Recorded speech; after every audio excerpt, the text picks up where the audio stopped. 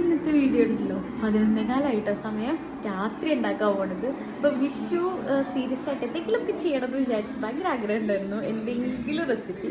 പക്ഷേ അങ്ങനെ പറ്റിയില്ല. അപ്പോൾ ഇന്ന് ഞാൻ വിചാരിച്ചു പുളിയിഞ്ചി ഉണ്ടാക്കാണ്. അപ്പോൾ ഞാൻ ആദ്യമായിട്ടാണ് പുളിയിഞ്ചി ഉണ്ടാക്കുമ്പോൾ, അതും എൻ്റെ അച്ഛൻ്റെ റെസിപ്പി. എങ്ങനെ ഉണ്ടാവും എന്നറിയില്ല, നമുക്ക് നോക്കാം.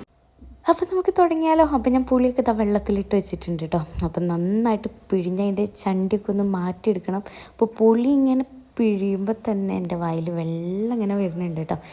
അപ്പോൾ ഇതാ ഞാൻ പുളിയിഞ്ചിക്കുള്ള അതിലേക്കുള്ള ഉപ്പും മുളക് പൊടിയും മഞ്ഞൾപ്പൊടിയും പിന്നെ കുറച്ചധികം കറിവേപ്പിലയും കൂടി ഇട്ടിട്ട് നമുക്ക് സ്റ്റൗവിൽ വെക്കാം കേട്ടോ. സ്റ്റൗവിൽ വെച്ചിട്ടിട്ടാലും മതി കേട്ടോ. ഞാൻ എടുത്ത പാത്രം വളരെ ചെറിയ പാത്രമായിപ്പോയി. ഇനി ഇത് മാറ്റാനുള്ള സമയമൊന്നുമില്ല കേട്ടോ. അപ്പോൾ ഇനി നമുക്കത് വെച്ച് നന്നായി കുറുക്കിയെടുക്കാം. അപ്പോൾ ഇത് ഉറങ്ങാതെ കാത്തിരിക്കുന്ന എൻ്റെ 2 പൊന്നോമനകളുണ്ട്. ഒരാളിത് ഒക്കത്തുണ്ട് കേട്ടോ. ഞാൻ ചെന്നാൽ മാത്രം ഉറങ്ങുന്ന ആൾക്കാരാണ്. ഇത് കണ്ടില്ലേ, രാത്രി 12 മണി ആവാറായി, എന്നിട്ട് മുഖത്ത് ഉറക്കം കാണുന്നുണ്ടോ? ഇല്ലല്ലോ. അപ്പോൾ നമുക്ക് ശർക്കര ഇടാം കേട്ടോ. ശർക്കര ഞാൻ എന്ത് ചെയ്യുന്നു, ഇനി ചിരകി ആക്കിയിട്ടാട്ടോ ഇടുന്നത്. നിങ്ങൾക്ക് ഇഷ്ടമുള്ള പോലെ പാനിയായിട്ടോ എങ്ങനെ വേണമെങ്കിലും ഇടാം. ആവശ്യത്തിനുള്ള മധുരം എത്ര വേണോ അതിനനുസരിച്ച്. ഇനി നമുക്ക് ഇഞ്ചി, പച്ചമുളക്, കറിവേപ്പില ഇത് വേണം കേട്ടോ. ഇത് നമുക്ക് അരിഞ്ഞ് മാറ്റി വയ്ക്കാം. അപ്പോഴേക്കും എന്താ ഈ സ്റ്റൗവൊക്കെ കണ്ടില്ലേ, പുളിയൊക്കെ പൊട്ടിത്തെറിച്ചിട്ട്. ഇനി നമുക്ക് വറുത്തിടാം. കടുകും വറ്റൽമുളകും പിന്നെ ആ ഇഞ്ചിയും പച്ചമുളകും കറിവേപ്പിലയും കൂടിയിട്ട് വെളിച്ചെണ്ണയിൽ വറുത്തിട്ട് പുളിയിഞ്ചി സെറ്റായിട്ടുണ്ട് കേട്ടോ.